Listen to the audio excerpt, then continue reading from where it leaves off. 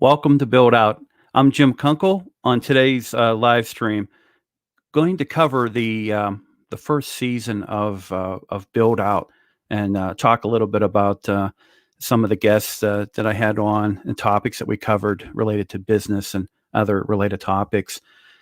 I'm going to show some clips and cover the first 15 episodes for the series. So a little background regarding to the story of Build Out. The broadcast first started, the first live stream was on Wednesday, May 26th. And my first guest, Karl Davenport, he actually was the guest for the first two episodes. And the live stream really took life where in a conversation I had doing the coatings and corrosion content, which I used to do on different platforms. The decision, actually someone approached me and said, you ought to look at business topics. Are there business topics that you could cover? And so the idea was kind of born to look at business topics, business development, sales, marketing, social media, influencer, covered lots of different topics and focus on business topics. And in the discussion that I had with Hiedi Brooks from VCP Sales was, I kept using the word build out, build out your professional career, build out your professional brand, personal brand, build out your marketing, build out your sales. And so that's where the concept of build out really originated from. I'd like to point out in November, hey MJ, nice to see you. Appreciate you being here with me today. November was an amazing month for Build Out live stream and also the Build Out brief, which is the evening broadcast that I was doing. Had over 1,500 unique views. And so as I posted, it was a November to remember. And I was so excited to see that type of support that I have from everyone who watches my content. And also too, over the past, since May, the responses that I've had regarding this Build Out series has been phenomenal. And also too, my YouTube channel for the year hit over 19,000 views. And I thought that was just absolutely outstanding for the content that I do put out there and the support that everyone has provided to me. So I greatly appreciate all my viewers, those out there that support me and who motivate me. And to give you a story also too of something that happened recently for me that really helped kind of fortify my belief in what I'm doing is a great thing. It's not an ego thing for me. Jill Alexander and I from Safeways, we co-hosted together a special regarding mental health safety in the trades. We had almost 100 people during the live stream watching it live, and we had 300 to 400 additional views of the replays on different platforms. And what I was so amazed with was the response that I got back from everyone watching it. And I actually had someone who sent me an email and said, I want to thank you for having that discussion, that conversation with psychiatrists, professionals, crisis, and also when it comes to the skilled labor, when it comes to the workforce safety professionals that we had. Someone said that the person who sent me this email said that because of that show, because of that live stream, they were in the process of talking to crisis counseling to work through some of the issues and challenges they were having regarding workplace mental health struggles. And that really, really moved me. And it, even today, I get, it really impacts me that a conversation I can have live can really help motivate somebody and to also to help someone seek help if they are in need of help. So again, like I say to everyone, I appreciate your support. Okay, let's go ahead and let's talk a little bit about Build Out. As I mentioned earlier, Wednesday, May 26th at noon Eastern Standard Time. Great time to spend lunch with everybody. Karl Davenport was my guest for the first two episodes of Build Out.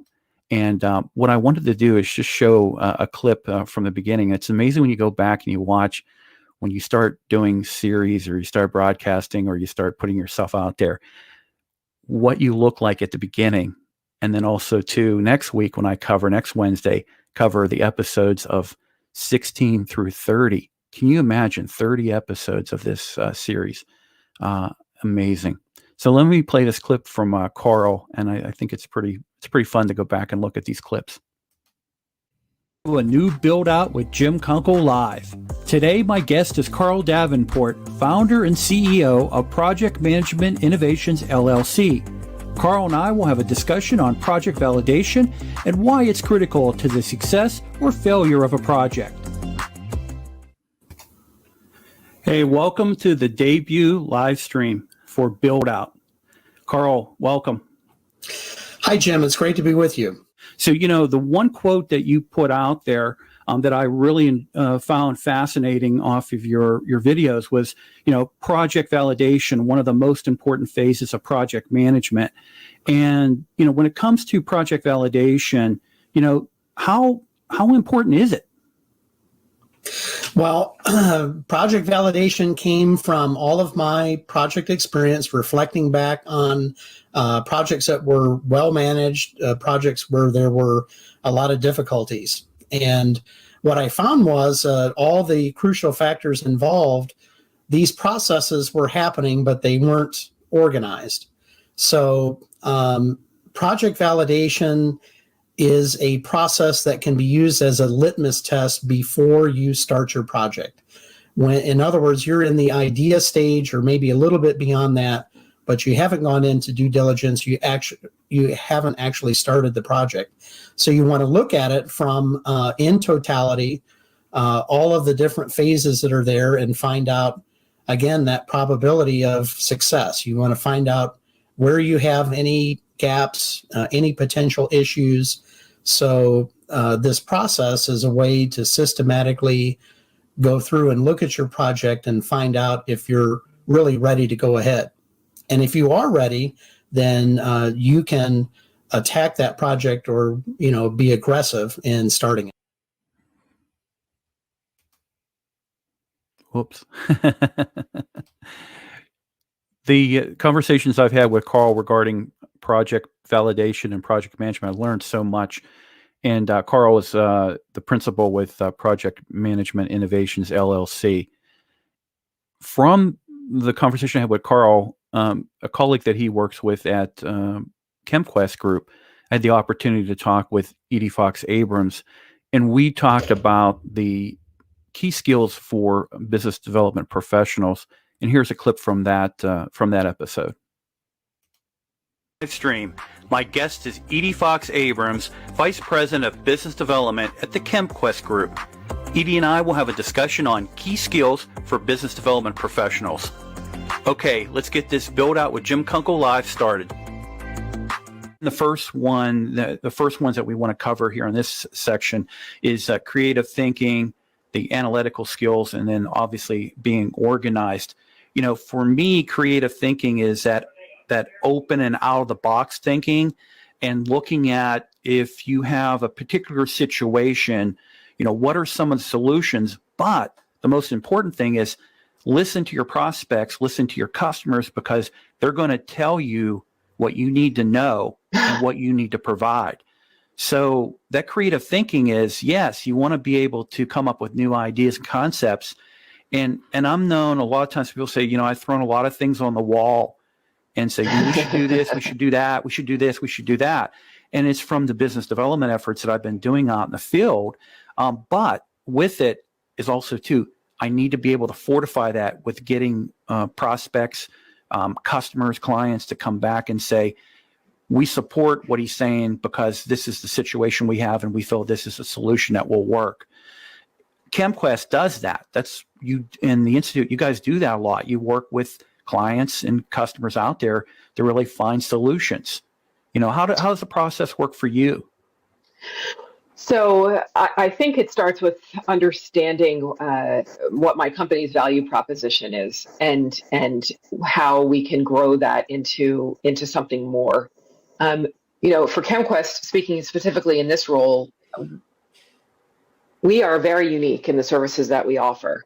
because of our understanding of the market situations that are behind us, because of our understanding of how the business relationships evolve within the specialty chemicals industry, and then with our deep technical knowledge, we're able to really offer something that is completely separate from our competition.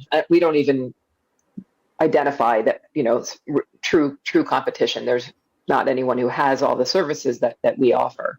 Mm-hmm. So from a business development standpoint, with that type of product, I had to find my way to build my own brand within my company, right? How is Edye going to be the person who communicates this extremely unique business proposition to the clients that we deal with? And, I've been building my brand my whole career, right? I mean, that's why I still call myself Edye Fox Abrams, because everybody knew me as Fox from Fox Industries. I think it's really important for people to realize that the skills, the creative thinking, these are skills that are you're going to carry with you throughout your entire career. Mm-hmm. And you need to, realize that your brand that you build is going to stay with you throughout your career. Definitely. And Melanie Diaz from AMP, a coworker of mine, said another key point is listen to your customer as opposed to the theory, build it and they will come. Oh, for sure. That is, definitely a great recommendation and a great quote there. So we had the experience by launching the ChemQuest Technology Institute in 2016. We were bringing something totally new to the industry. We were bringing an independent, non-IP owning mm-hmm. technology partner to our clients. So for our raw materials supplier, we were bringing the opportunity for them to understand how they fit into a formulation. For a formulator, we were bringing the opportunity to expand their own technical group by having outside experienced professionals be able to join in on a project or take over a project and create a new material. For asset owners, we're able to help them create a product that solves their specific situation in their specific facility, as opposed to finding one size fits all. And if you don't think we learned how to listen to our customer and how to pivot and how to refine our offerings so that we were meeting the needs of our customers, I mean, that's really all it's been about for us.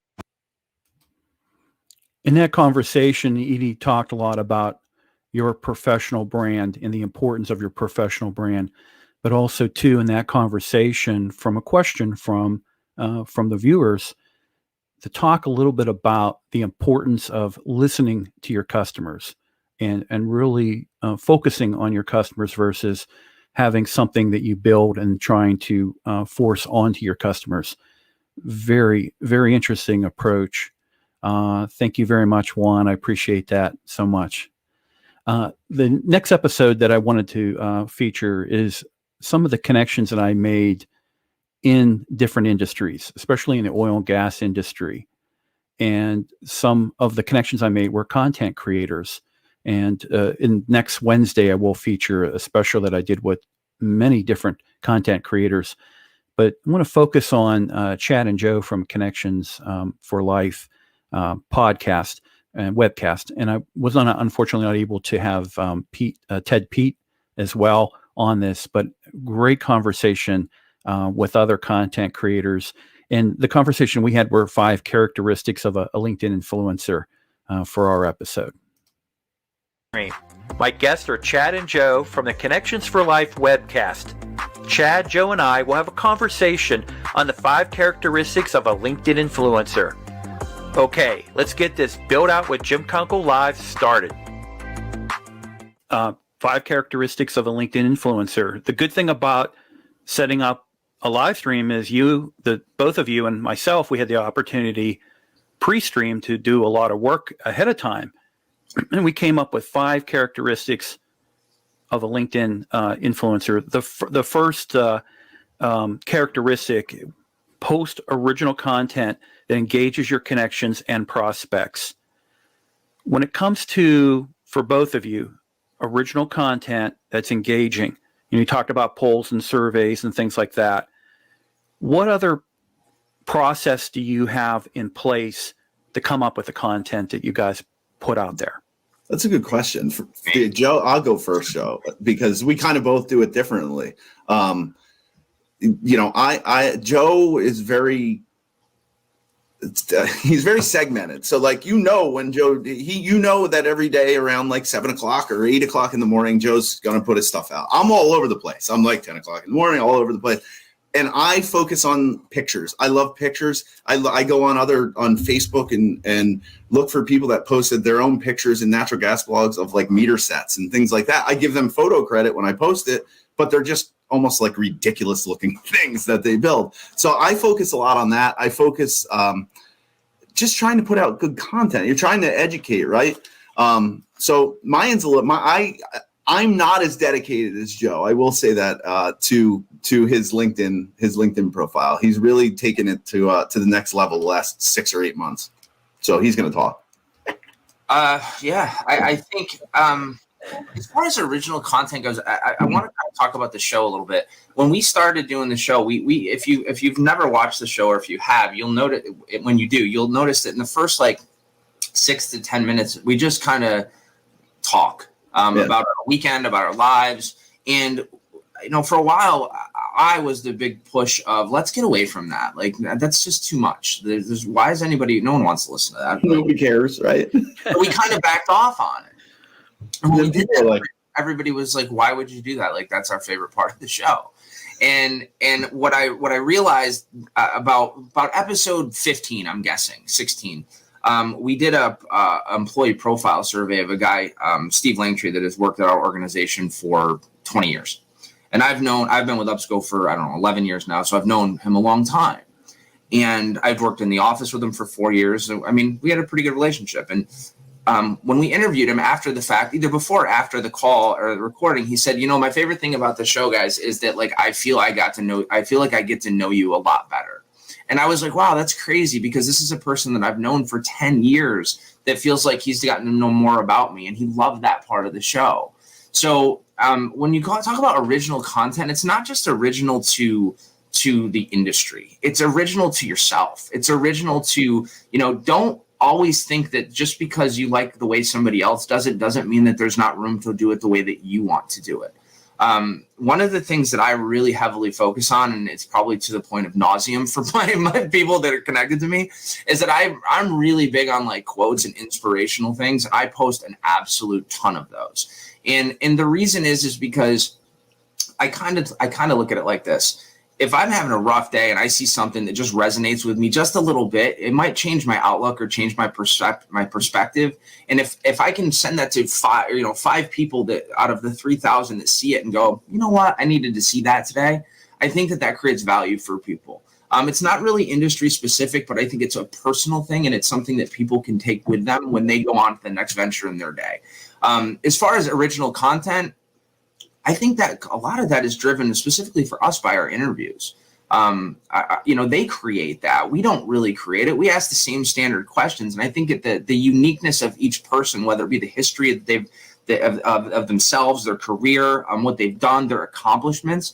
One of the things that I found that was really cool is the shows that we get the most engagement and views on are the ones where people are talking about the past and the history of a product, or the history of an organization.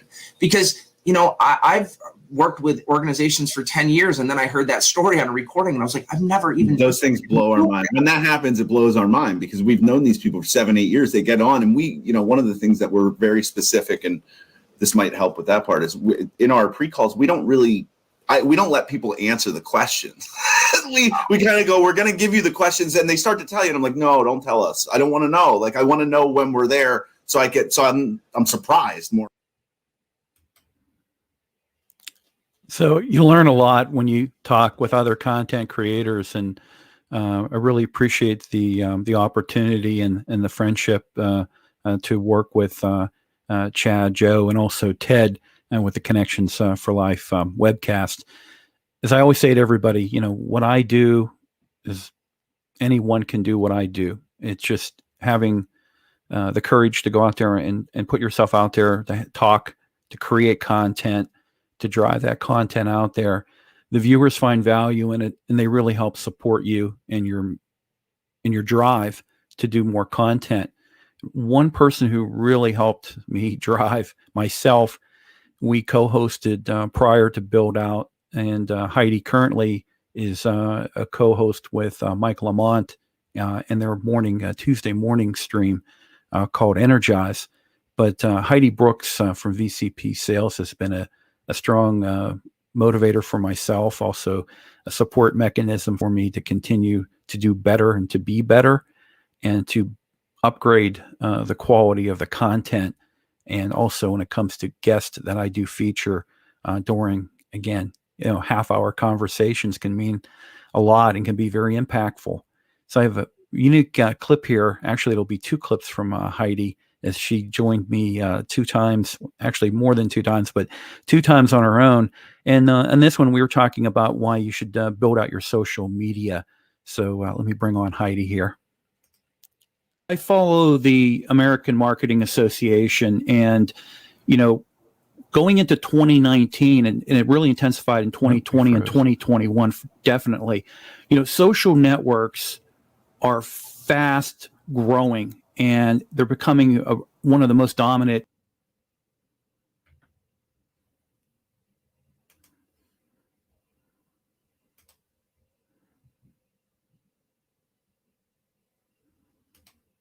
I don't know what happened.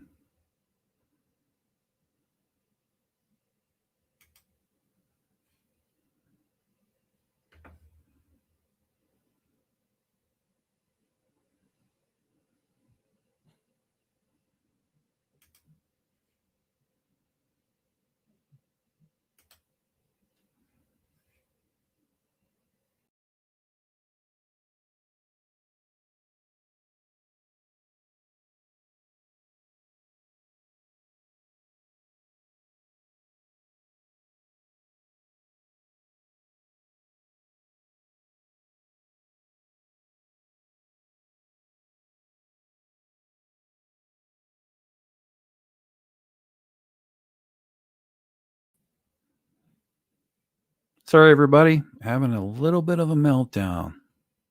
See if I can get this stuff reloaded back up again.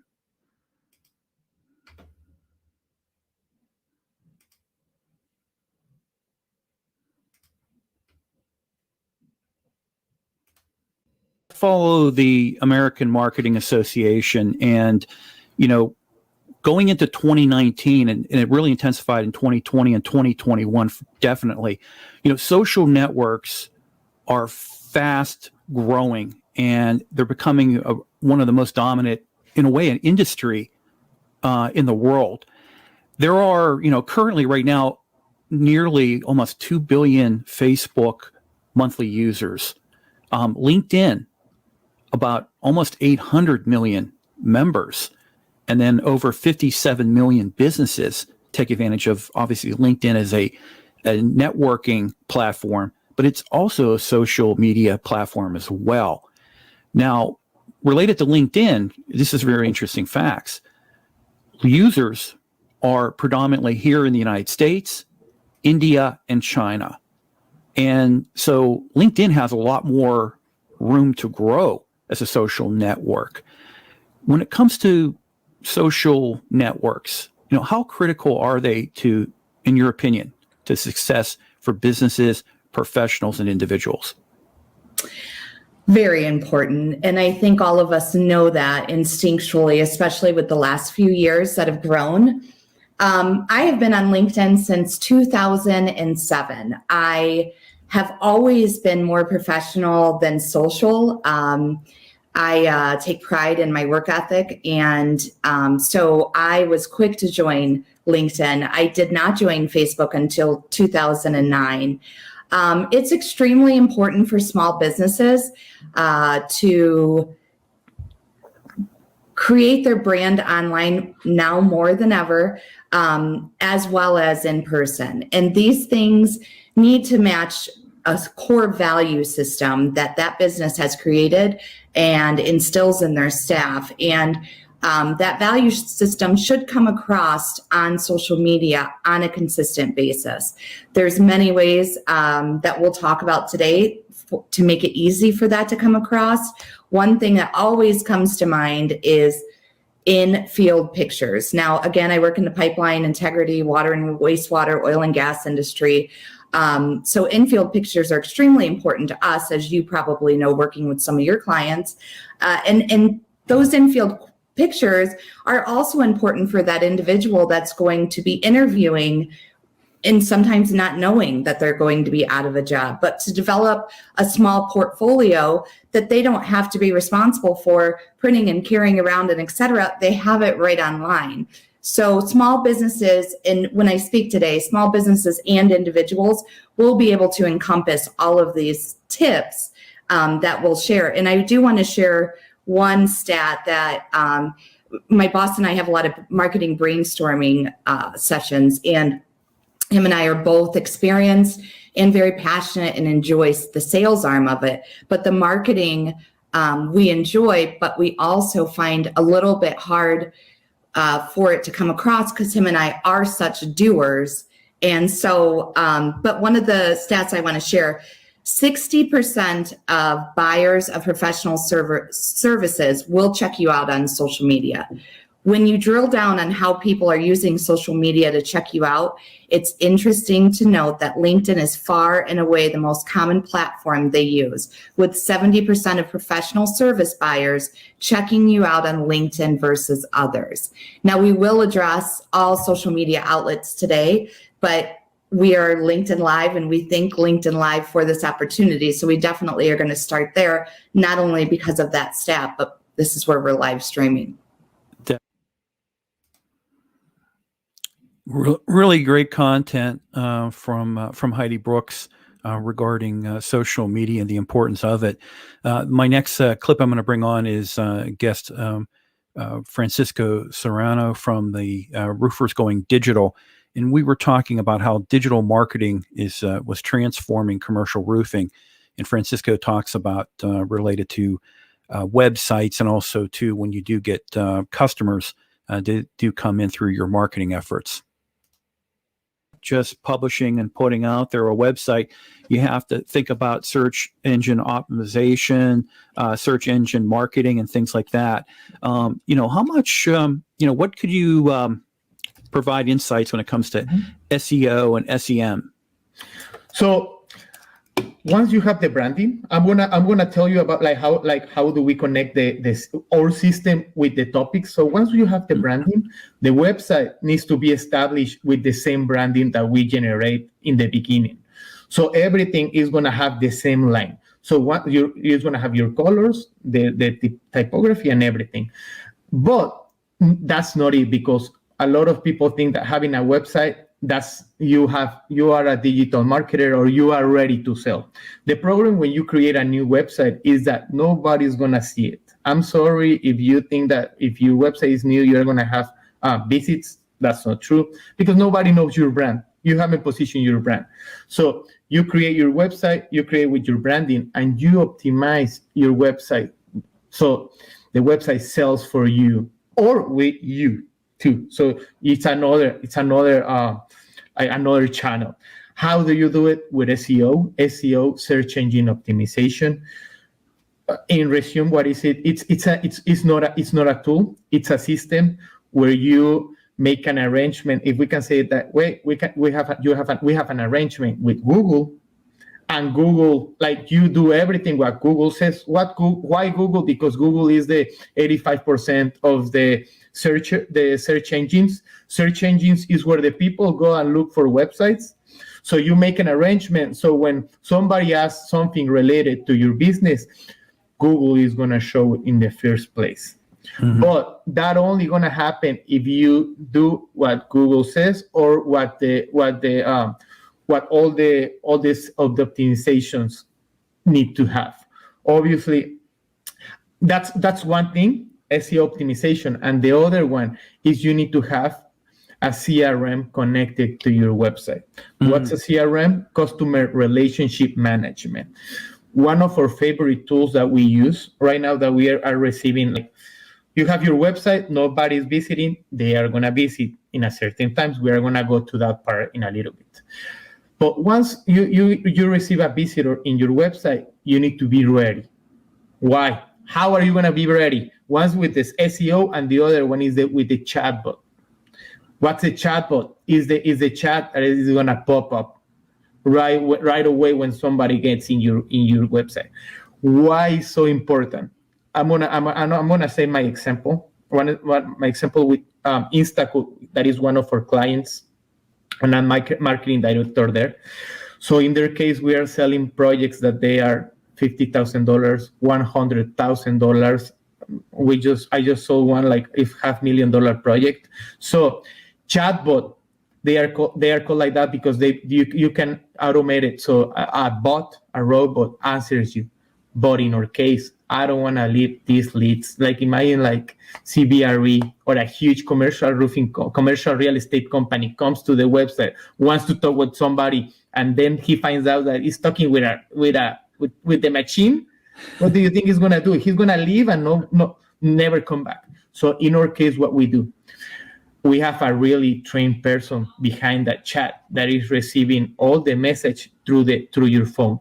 So you are all the time connected. So you have connect your social media and your website. All of them are actually, that will be the top of your funnel.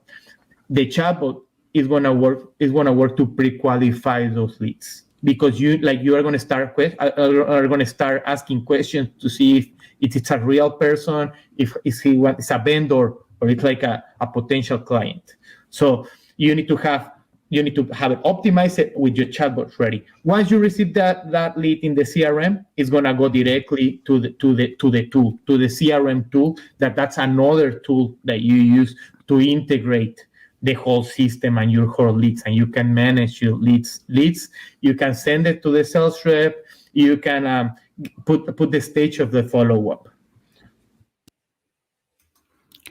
It's great to have guests on. So not only do they share their knowledge and experience, but also talk about some practical applications.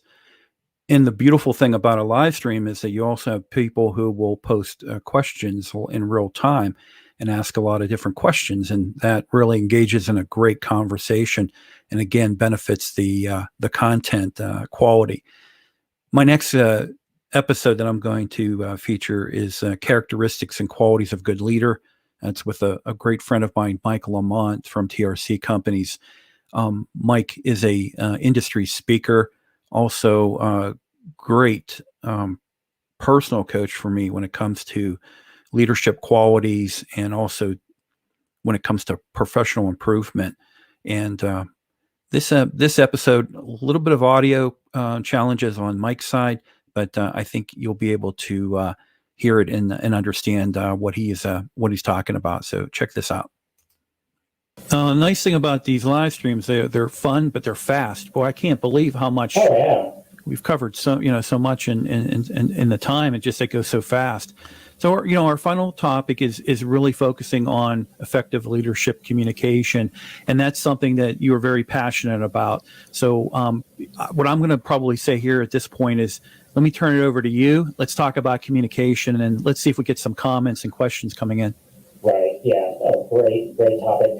Communication again is a critical aspect of leadership, and again, let's think about how you communicate and why you communicate. Well, let's go to why first. Is we all have an aim, and we all have objectives, and we all have goals. Now, corporations are around to make money, period, done.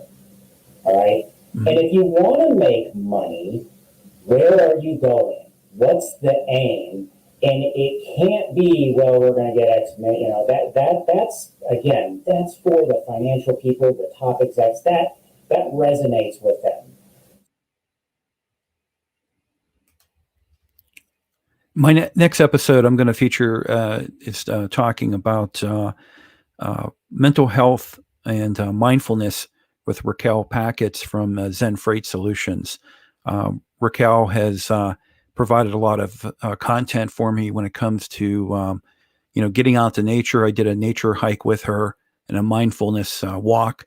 Also, too, she's provided some some clips for me, giving me a moment of zen to add to some of the specials that I've done throughout the year. So here, Raquelle, thank you very much for participating with me this year on multiple episodes and other content. The stream on Monday, I had done a survey, a poll, and we were asking the question about, are you comfortable approaching your boss or HR department? And surprisingly, the no's, the unsures, and the negative disclosures were very high. Only 22% said yes. So obviously there's a lot of people hesitant to really share their challenges and also any mental health issues that they are facing. And when you look at, for example, there are a lot of different groups out there, and mental health problems, including depression and anxiety, they disproportionately impact the frontline workers, and the workforce really faces the greatest economic and social impact when it comes to the effects of mental health challenges, but also too sometimes it comes to barriers when it's seeking help and everything like that. Raquelle, you're in the freight industry. That is probably one of the most stressful industries that is out there. When it comes to seeking out professional help, what are some of the options that you found available for employees or employers to look at? Sure. So it seems the most common is to find a therapist, right? Somebody here locally, or a counselor that you can talk with. I myself have a counselor I meet with twice a month. On top of that, I found myself a life coach, and my life coach also helps me to look at situations and scenarios and reframe them from a different point of view. So like I said, it's all about that communication, about talking about it and reframing the way that you're looking at whatever the instance was. A lot of times we make a decision or a belief based on something from a long time ago, right? Like in childhood, we say, "Oh no, I can't swim. That's something that I couldn't do." And then you get to your adulthood and you've never tried again. So that's where talking with somebody can help you pull apart the blocks and barriers that you've put up over the years, and try to really understand where that belief came from and how to reframe it. So I highly recommend talking with somebody that has professional guidance there for you. Yeah, and as Hiedi Brooks points out here, her life coach has helped her tremendously, and the reframing is really, really important and critical. And I read that in the research. It's just amazing, when, I thought myself, I know everything there is about mental health, and I know about, EAPs, and, even my own organization has mindfulness programs, they do yoga and things like that. Mm-hmm. During the pandemic, obviously everything was all virtual, but when you really look at a lot of the assistance that's available out there for employees and through employers, they're the EAPs, the employee assistance programs and stuff like that. So there is a lot of resources out there, but a lot of times people don't know where to turn to or who to talk to. And what we want to make sure that everyone does coming out of listening to our conversation is to do some research, but also understand that you're not alone. There are a lot of people that are having challenges, and it might be minor, but there are also a lot of people that are suffering from some major mental health, depression, life changes. Maybe you had a death in the family, or you've had a job loss. These are things that impact us both in our workplace, but also personally, individually, but also affect our families as well. And, I've got my own life story. You have your own life story. We all have our own life stories. It's okay to share and open up and to really speak, because you feel better after you have that conversation. And a lot of times when we're looking at ways to remedy, there could be counseling, having a life coach, for example, having a mentor before we would go into some of the clinical things, which would be obviously looking at medications and things like that. And we're going to cover that later on in our conversation. Next, Joe Sullivan, who's a principal with Gorilla 76, joined me, and we had a conversation regarding, for manufacturers, about content marketing for the business to business when it comes to manufacturers. Our final, topic that we want to cover is, building your content marketing strategy. And, basically, I think the thing that I view this is that you want to make sure that your strategy, your content strategy, is aligned with the trending topics like we were talking about, but it also anticipates a customer's and a prospect's questions. So you want to kind of try to figure out exactly what your customers and your prospects are going to be asking, what questions, and then drive action to and from your website. And then ultimately, I think it also goes to driving it to your representatives that you have out there that are the sales force. What do you recommend when it comes to a content marketing strategy for a manufacturer? Sure. 3 steps. The first step is focus. The second one is create. And the third one is distribute. So to summarize briefly, focus is the first thing. You've got to understand your customer deeply, and trying to, for most companies that I talk to, they serve 10 different industry verticals, and they've got big products and small products, and you got to dial in and say, okay, we can either write some, we can create general content that's frankly not going to resonate at a deep level with anybody, or we can focus in and say who are our most profitable customers, what are the types of companies we're trying to reach, that we're going to have the most impact or the most growth potential. Focus in on them. What do those organizations look like? Who are the influencers in the buying process? Who are the engineers? It's often engineers of some kind, or a technical professional who are experiencing problems that we can solve. And what are those things? What do they care about? What are the pains they're experiencing in their jobs? What are the common questions you hear from them on sales calls? What are the triggers that lead them into the buying process? It's all these things. And I think the best way to gather those things is customer interviews. Marketing people need to be talking to customers. And they need to be, asking questions about what that buying process looks like and what matters to them, and what were issues they had in their buying process when they bought from you, or ones that didn't buy from you. Why not? What was where was the friction? What were the things that weren't working? I think another place to gather those ideas is directly from your salespeople or your dealers or distributors, if that applies to you. The people who are interfacing regularly with customers in the sales process, they hear things every day and they recognize patterns. They know what matter to those people. Those are the things you need to create content around. So focus is the first thing. Who are you trying to reach? What do they care about? Now you move into the create. Step 2 is create. Now we need to make content assets. It could be writing blog posts like we talked about. It could be launching a webinar series where we say over the next 4 months, we're going to do on the second Tuesday at 11 a.m., we're going to do a webinar, and these are going to be the different topics. And for this one, we're partnering with this industry partner. And this one, we're having 2 of our experts do a guest panel or do a panel discussion between themselves. And on this one, we're going to have this person lead it. And these are the topics. And then we're going to record those and like all the things we've talked about. But figure out what content platform makes sense for you that you can execute well. And then you create content that is not about you and not about your product and not about your features and why people should buy from you. That can be the last 1% of it. It is there to educate and to help people address those things that you learn from them in step 1. So that's create content. Step 3 is distribute. A lot of people make content and they sit back and they wait for people to show up and find it. And you can do that, but it's going to be a long road to success. When you're talking about success with content marketing, you should be talking about, are we generating pipeline from this work that we are doing?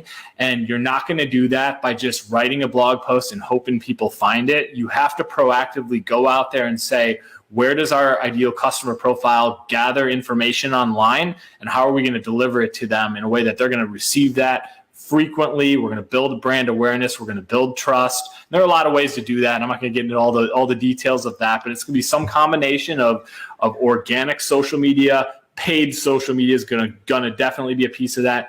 Google's going to be a piece of that. Email is probably going to be a piece of that.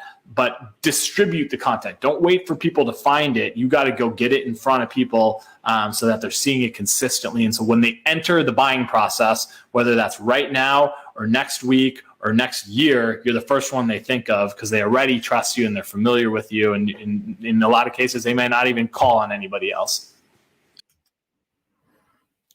My next interview was with Eleni Anastos.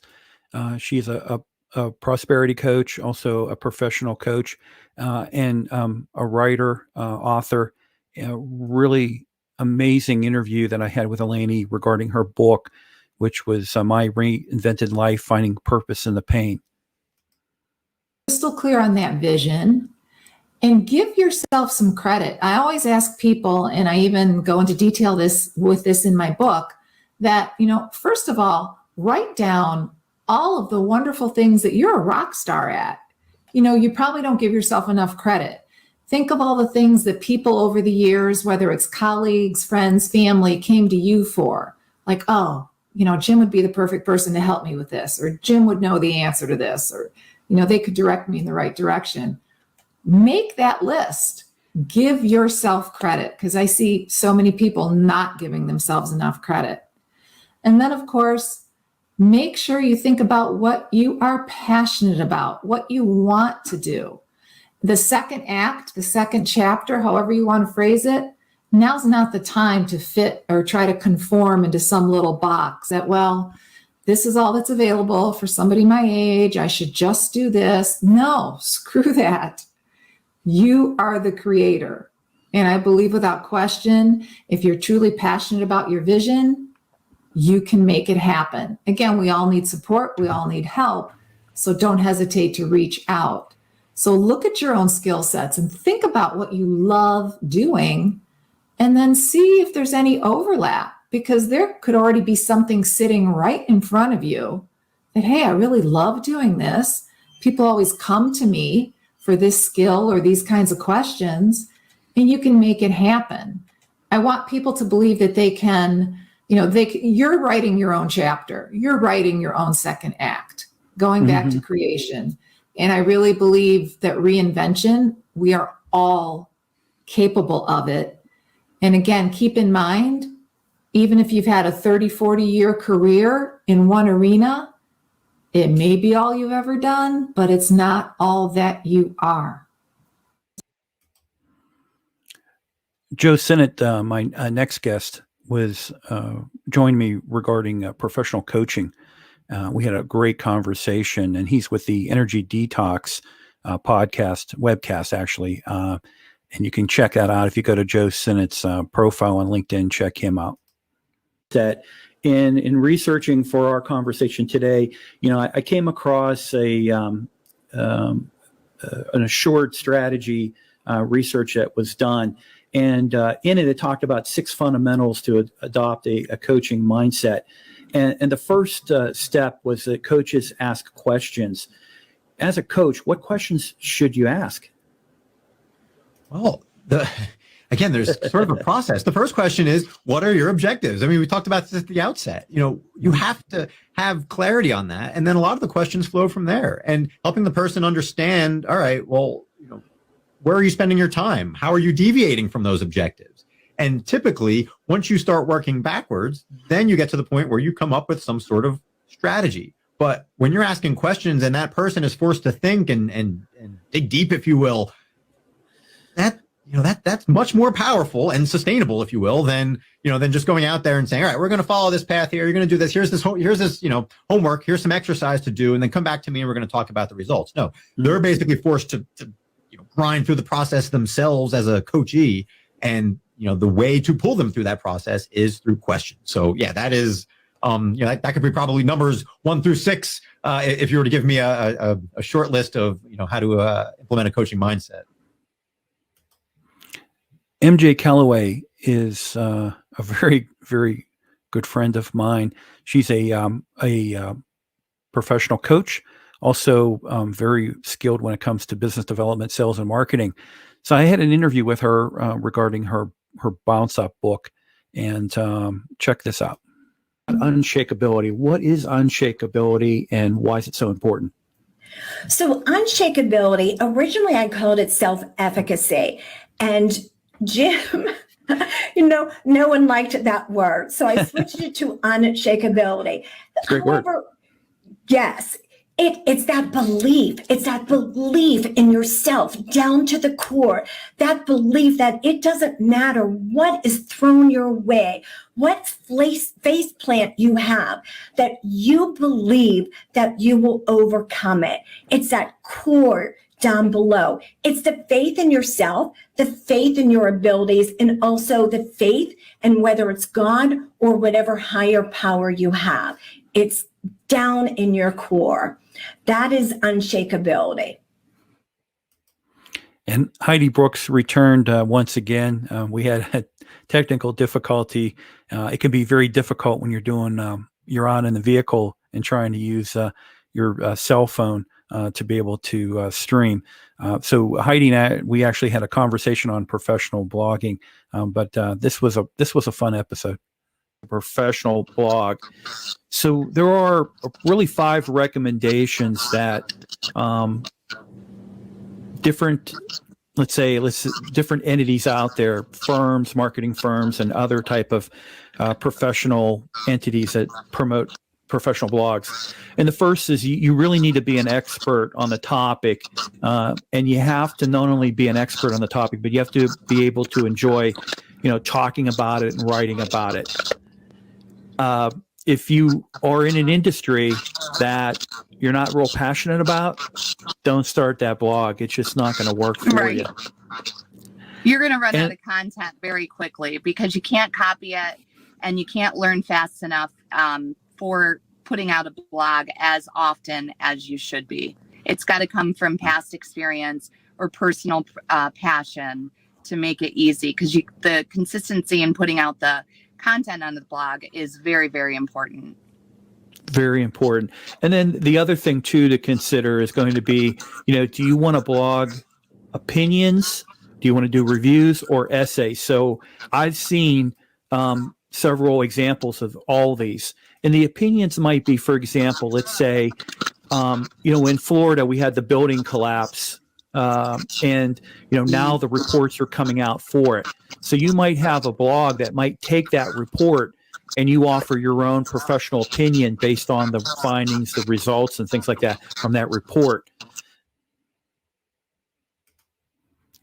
So sometimes you can have technical difficulties. So it's never, ever a given thing that it's going to work out perfectly for you. Just as I proved earlier today with the my computer freezing up on me. So I'm still having some difficulty, but I am going to push through this.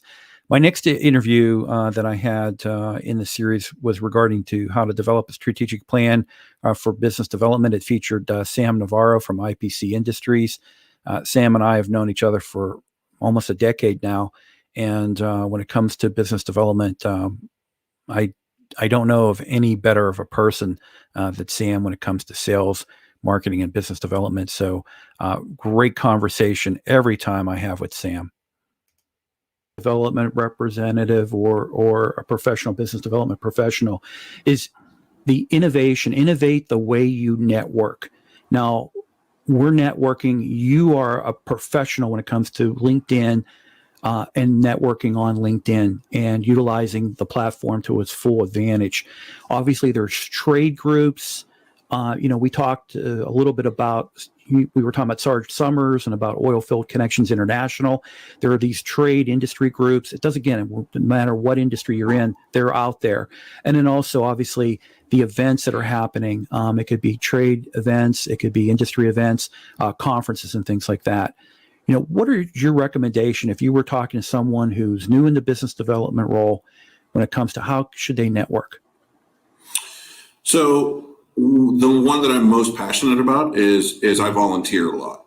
I find myself volunteering at food banks. I find myself volunteering, after events, and you get to find and meet, people that might not necessarily be part of your industry, but when you live in Houston, there's a real good chance that somebody's connected with someone in a refinery somewhere, right? Or in a fab shop or chemical plant. So I've spent a lot of time volunteering. I enjoy it, mentoring, going through the courses, or the networking events and determining which ones are bringing value to you and which ones aren't.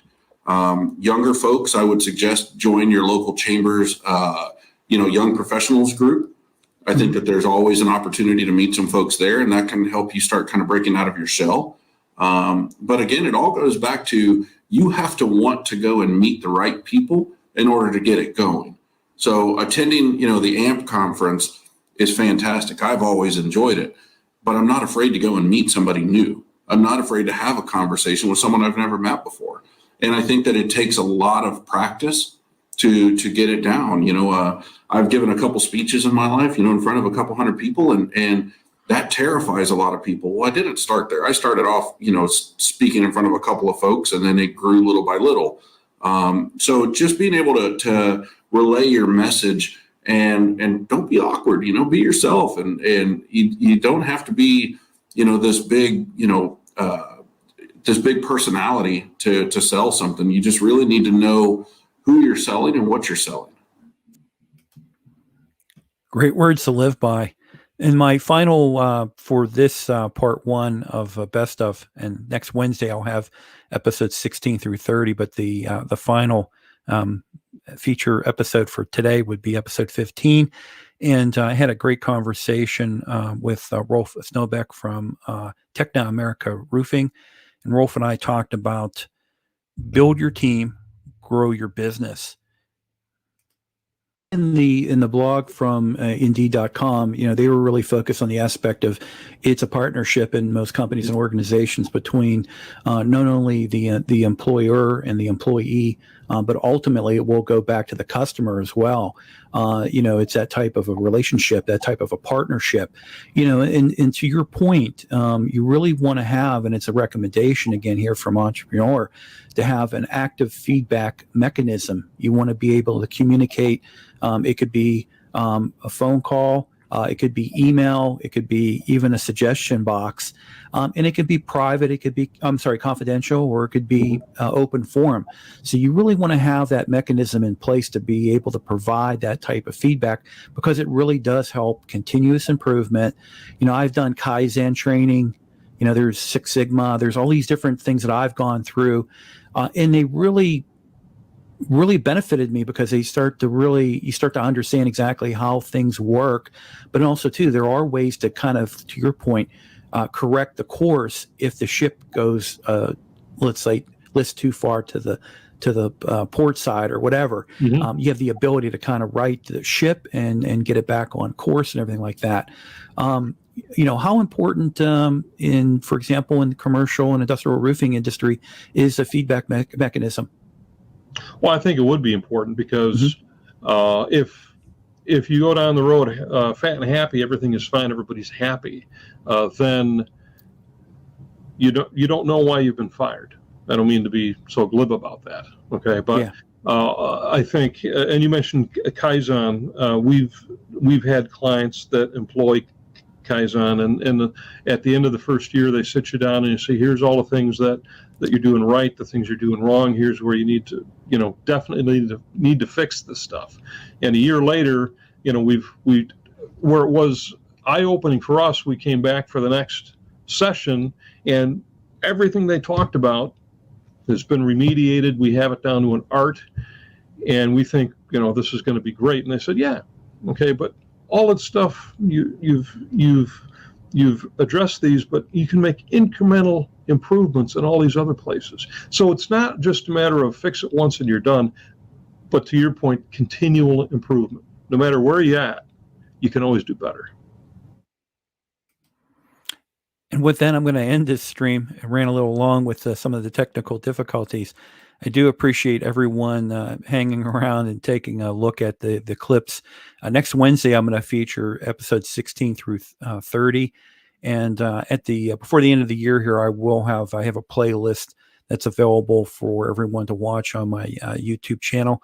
I'll make sure for Build Out that I do publish that and post that on LinkedIn. Everyone, thank you so much, and have a good Merry Christmas. And I'm looking forward to next Wednesday's live stream, and also as we get into 2022 and some new great content and some really, really great, awesome guests. Have a great day, everybody.